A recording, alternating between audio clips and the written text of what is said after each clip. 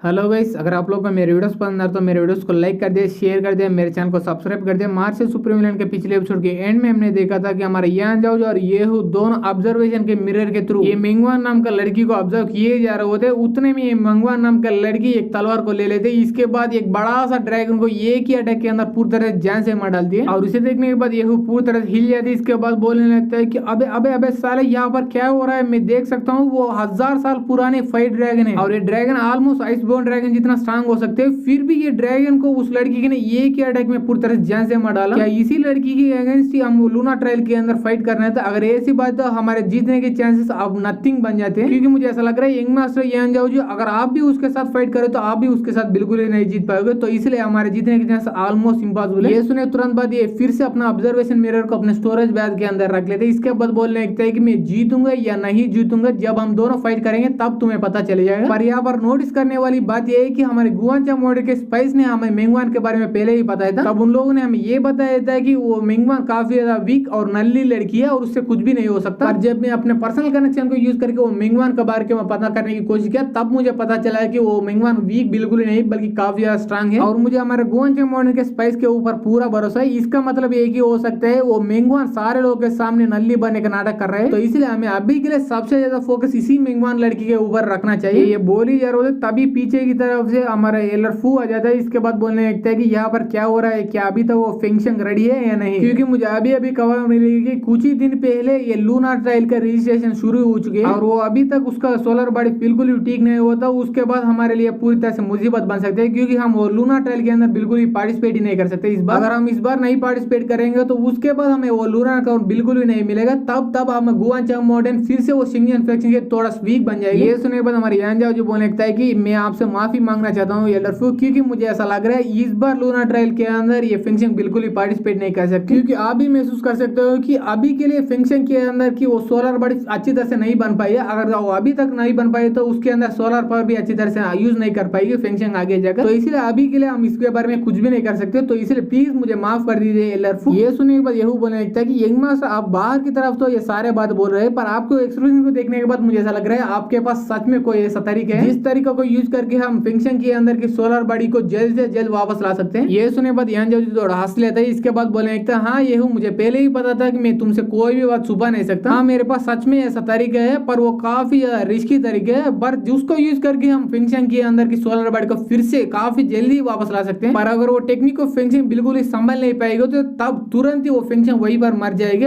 तो इसे ये टेक्निक काफी ज्यादा रिस्की है और वो रिस्की टेक्निक का नाम है combined yin and yang technique. ये सुने के बाद लड़फू थोड़ा चौंक जाती है। इसके बाद बोलने लगते हैं कि मैंने भी इस टेक्निक के बारे में सुना था कि नॉर्मली जो भी बंदा सोलर बॉडी को इंप्रूव करना चाहता है वो अलग अलग तरह से सोलर इन को सोलर यांग को पूरी तरह से ऑब्जर्व कर लेते हैं अपने बॉडी के अंदर। और अगर ये टेक्निक को यूज करने वाले बंदे वो दोनों अलग अलग नहीं बल्कि वो दोनों का कॉम्बिनेशन को अपने बॉडी के अंदर फोर्सफुली ऑब्जर्व कर लेते हैं। ये टेक्निक काफी रिस्की है, इसके बारे में मैं भी मानता हूँ, पर ये रिस्की पार्ट से भी काफी बड़ी दिक्कत की बात है कि ये टेक्निक को जानने के लिए और इस टेक्निक को परफॉर्म करने के लिए तुम्हारे पास सोलर स्क्रिप्चर भी होना चाहिए। और उतना ही नहीं बल्कि वो सोलर स्क्रिप्चर को अच्छी तरह से कंट्रोल करके दूसरे बंदे के अंदर वो combination of yin and yang energy को सेफली पहुंचाने जितना कंट्रोल भी होना चाहिए। ये सुने बाद यान जो बोलने लगता है आपको इसके बारे में चिंता करने की कोई भी जरूरत नहीं, क्योंकि मेरे पास सोलर स्क्रिप्चर भी है और उसके ऊपर कंट्रोल भी है। ये सुनने के बाद लड़फू बोलने लगते हैं कि ठीक है मुझे तेरे ऊपर थोड़ा बहुत तो भरोसा है, तो इसीलिए ये काम तुझे छोड़ती हूँ। पर अगर सच में वो फेंगशंग ये combined yin and yang technique को यूज करके अपने सोलर बॉडी को फिर से वापस ला भी पाए, तब भी यहाँ पर दो दिक्कत की बात है। पहले दिक्कत की बात है कि वो बाकी सोलर बॉडी वाली लड़कियों से काफी ज्यादा वीक रहेगी, क्योंकि वो अभी अपने सोलर बॉडी को पा चुकी है। और यहाँ पर दूसरी दिक्कत की बात है, अगर फेंगशंग काफी मेहनत करके वो सारे स्ट्रांग लड़कियों को पूरी तरह से बीट करके वो लूनर क्राउन यानी लूनर रिन को पूरी तरह से पा लिया तो तब भी यहाँ पर दिक्कत की बात आ सकती है, क्योंकि नॉर्मली एक combined yin and yang technique को यूज करने की वजह से ये फेंगशंग के अंदर की बॉडी थोड़ा बहुत केटिक बन जाएगी और एक बार वो लूनर रिन को अपने अंदर ऑब्जर्व करने के बाद उसका बॉडी पूरी तरह से केटिक बन जाएगी। अगर वो फेंगशंग इतना ज्यादा केटिक एनर्जी को बिल्कुल ही संभाल नहीं पाएगी तो तब वो लड़की तुरंत ही वहीं पर पूरी तरह से ब्लास्ट हो जाएगी और मर जाएगी, और मैं ऐसा बिल्कुल भी नहीं होने देना चाहता हूँ। तो इसीलिए मुझे ऐसा लग रहा है वो केटिक एनर्जी को कंट्रोल करने के लिए हमें फेंगशंग को थोड़ा बहुत साल का समय देना चाहिए, पर हमारे पास इतना ज्यादा समय बिल्कुल यही नहीं है। तो इसीलिए यहाँ पर इतना बड़ा दिक्कत आ जाता है। तो इसके बारे में तुम कुछ बोलना चाहते हो बोल सकते हो। ये सुनने के बाद हमारे यान जाओ जी बोलने लगता है कि एल्डर फू इसके बारे में मैं सोच चुका हूँ, पर ये इसके बारे में बताने से अच्छा मैं तुझे दिखाऊं तभी तुम्हें अच्छी तरह से समझ आएगी। ये बोलने के तुरंत बाद ही अपना एक टेक्निक को परफॉर्म करने लगता है और इसके वजह से इसके उंगली के अंदर से काफी सारे सिंबल्स बाहर आने लगती है। और ये सारे सिंबल को देखने के बाद लड़फू थोड़ा चौंक जाते हैं। इसके बाद बोलने लगते हैं कि